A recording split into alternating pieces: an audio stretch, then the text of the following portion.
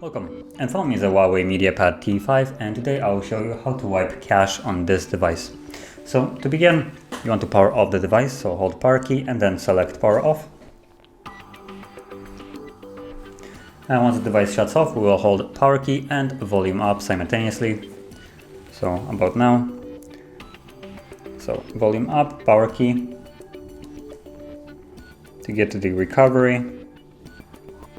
Now once you see the logo of the device, you can let go.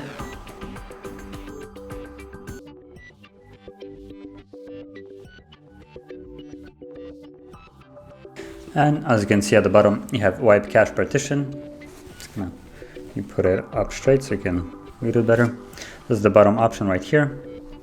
Simply just tap on it. You'll see a progress on the top, and then once it's finished, you back the main page. So then select reboot system now and let the device boot back up into the normal Android, finishing the process.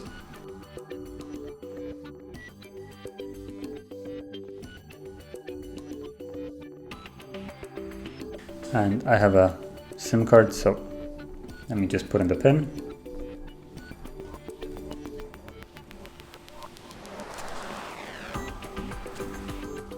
And now the process is fully finished.